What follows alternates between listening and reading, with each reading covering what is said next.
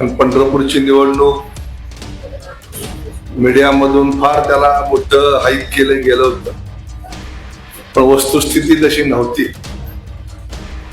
पण जसं जसं वातावरण पुढे सरकत गेलं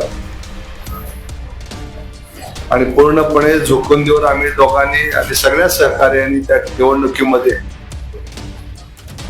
लक्ष घातलं, काम केलं. त्यामुळं निश्चितपणे पंढरपूर नगरपालिकेमध्ये भारतीय जनता पक्ष आणि आपल्या मित्र पक्षाची सत्ता ही येणार आहे. ही काळ्या दगडावरची रेग आहे.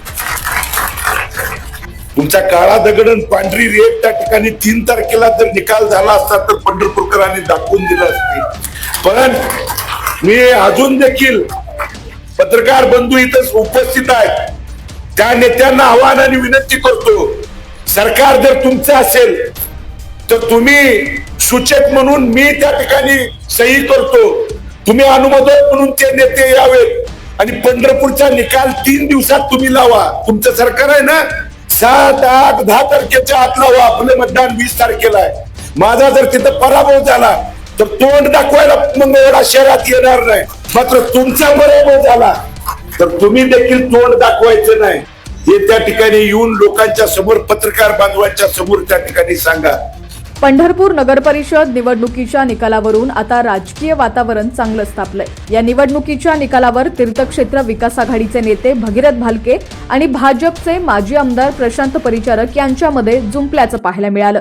पंढरपूर नगरपरिषदेच्या निकालाच्या पार्श्वभूमीवर भाजपचे माजी आमदार प्रशांत परिचारक यांनी मोठा विश्वास व्यक्त केलाय, तर दुसरीकडे भगीरथ भालके यांनी त्यांना थेट आवाहन दिलेलं आहे.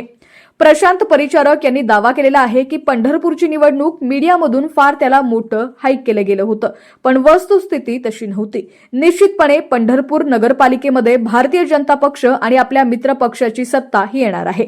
काळ्या दगडावरची रेग आहे.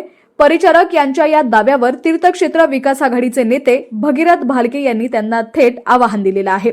भालके यांनी परिचारक यांना आवाहन दिलेलं आहे की मी अजून देखील पत्रकार बंधू इथं उपस्थित आहेत, त्या नेत्यांना आवाहन आणि विनंती करतो, सरकार जर तुमचं असेल तर तुम्ही सूचक म्हणून मी त्या ठिकाणी सही करतो, तुम्ही अनुमोदक म्हणून ते नेते यावेत आणि पंढरपूरचा निकाल 3 दिवसात तुम्ही लावा. यासोबतच त्यांनी पराभवानंतर मंगळवेढ्यात तोंड न दाखवण्याची अटही घातली. परिचारक यांचा भाजपच्या विजयाचा दावा आणि त्यावर भालके यांनी दिलेले 3 दिवसात निकाल लावा आणि तोंड न दाखवण्याचे आव्हान, यामुळे पंढरपूरच्या निकालाकडे आता सर्वांचंच लक्ष लागलेलं आहे. अधिकच्या अपडेटसाठी पाहत रहा HPN मराठी न्यूज.